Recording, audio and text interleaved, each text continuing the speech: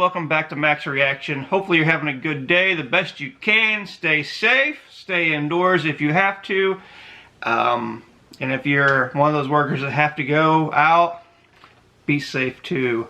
Anyway, we're going to react to a video, and I haven't really heard of this news. This video is a couple months old, and maybe you guys can tell me, or maybe you know more information about this. I'm not real sure if it's fake or real, so we're going to check it out and, you know, fill me in. It says, the title says, South China Sea latest news, Trump to put deadly rocket system on Xi's doorstep. So I'm not real sure what this is about. We're going to check it out. We're going to listen. We're going to see what it talks about. Then we'll have a discussion. So let's check it out. Firepower, baby. Trump to put deadly rocket systems on Xi Jinping's doorstep. Huh. Look at that firepower. China could see their South China Sea ambitions scuppered by the U.S. as strategists suggest. Let's that hope. President Donald Trump is looking to install explosive rocket systems in the Philippines. Philippines. To help defend against Beijing's audacious water grabs. See, I haven't heard any of this. Hopefully it shows Washington and Manila have reportedly been discussing a potential installment of upgraded U.S. rocket systems in the Philippines to help deter China's militarization of islands in the contested South China Sea. Today, I reiterated the United States' commitment to the 1951 Mutual Defense Treaty, which applies to the entire Pacific region, including the South China Sea.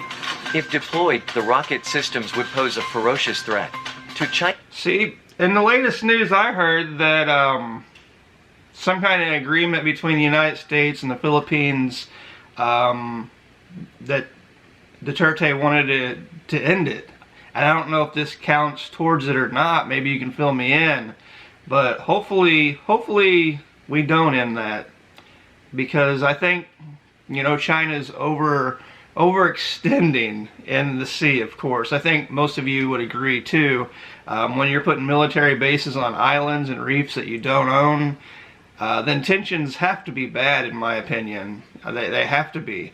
A lot of trade goes through there. A lot of, you know, fishermen go through there.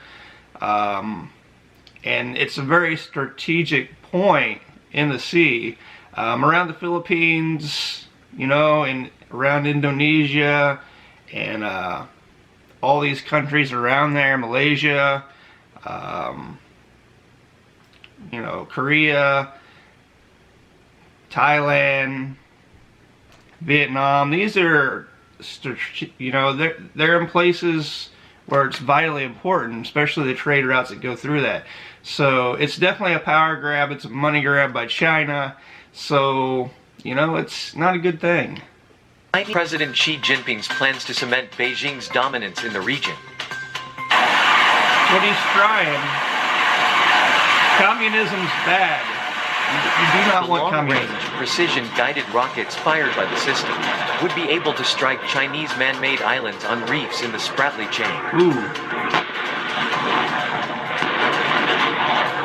Yeah, I'm pretty certain that China does not want this missile defense system anywhere close to the Spratly Islands that they do not own, but they think they own. This was revealed after a report emerged from influential Washington think tank, the Center for a New American Security, CNAS.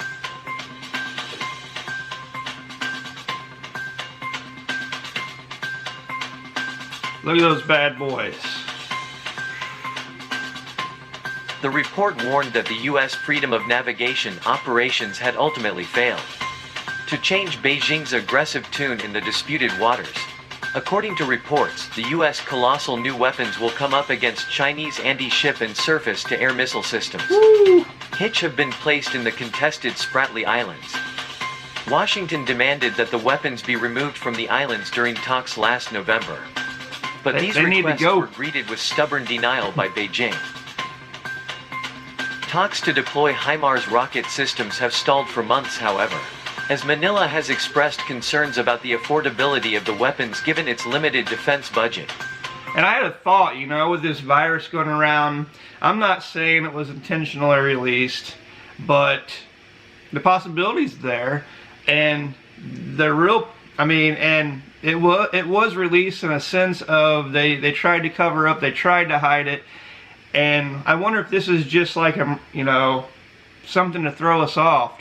You know, we're looking at the virus here. What's China? What's the CCP doing over here? Our attention's over here. What else may they be pushing while the world is not paying attention? At least they think the world is not paying attention. But as we know, there's intelligence all over, and they are being paid attention to. So it's just a possibility. And another weird fact about, you know, the virus over there, they stopped flights. They stopped flights from Wuhan to other Chinese cities during their lockdown. But there for a few weeks, they allowed flights out of Wuhan to go to other countries. So if it's important to stop flights from Wuhan going to other Chinese, you know, cities, shouldn't it be just as important or even more important to stop the flights out of Wuhan going to other countries? Like, to me, looking at that as an outsider, like, you're intentionally trying to spread this. How could you not be? What's the other option? What's the other choice other than you're trying to spread it? Because if you weren't, you would stop all flights, not just internal flights. So it's just something to think about. To me, that's like clear evidence of them trying to spread it among a lot other evidences. But that's my opinion. Maybe you have a different opinion, but let's continue on with this video. HIMARS is a light multiple rocket launcher that can fire 6 rounds of rockets. Looks like some serious firepower to me. Or one surface-to-surface tactical missile with a maximum range of 300 kilometers. Whew. Wouldn't want to fly over those as an enemy. No, sir. The Pentagon's Director of the Joint Staff, Lieutenant General Kenneth McKenzie, has previously warned that the U.S. has the ability to take down China's military presence on the islands. Easily. Security expert on Asia from CNAS Brian Harding believes that while the arms deal may be faltering for now, President Rodrigo Duterte's departure from office could see the talks accelerate. Just as Duterte has dramatically reoriented Philippine foreign policy, there could again be an abrupt change with a new president. A new president could also seek to accelerate the implementation of the U.S.-Philippines Enhanced Defense Cooperation Agreement. And I'm not going to comment on that because I'm not going to overstep my boundaries. But, you know, ideally, we don't want military action there. We don't. We don't want more war. We don't want more firepower.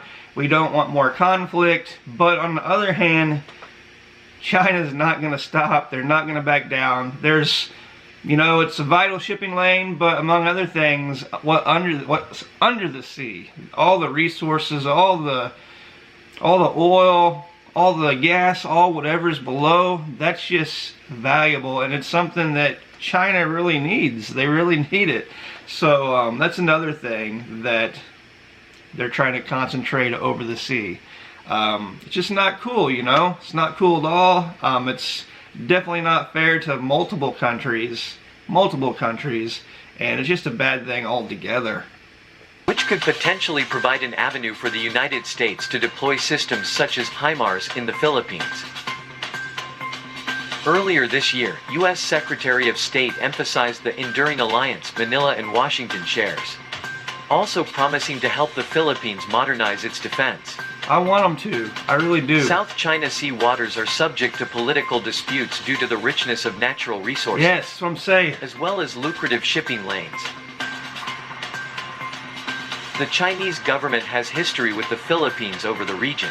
In 1994, Beijing had a similar confrontation by asserting its ownership of Mischief Reef, which was inside the claimed EEZ of the Philippines.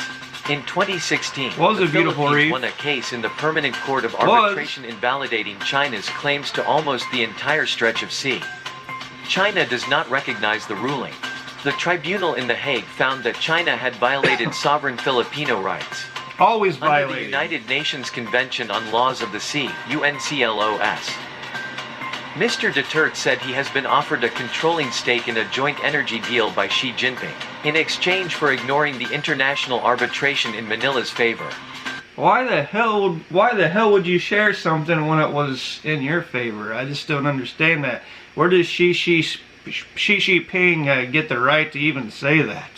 And as far as rights, like they said that they were violating Filipino rights, which they are, why wouldn't they? They don't give their people, the Chinese people, the people that's not in the Communist Party, they don't give them any rights. No rights. I don't care what people say. If there's comments saying that they do, they're just propaganda bots. They're people that get paid by the Chinese government. There's a thing called the 50-cent Chinese army, and what that is these people, big rooms of people, are on computers, and they get paid 50 cents for every post they post that has to do with Chinese propaganda, trying to make the Chinese Communist Party look better than what they are, try to flip situations around, kind of like China's trying to flip the virus that the United States caused it, and Italy caused it, and this other country caused it, and that's just all bullshit. That's just all bullshit. It's a bunch of people trying to make a living, so they're getting paid 50 cents a post, I think it is, somewhere around there, and they're just going to spread lies, rumors, death, and decay. That's what they do.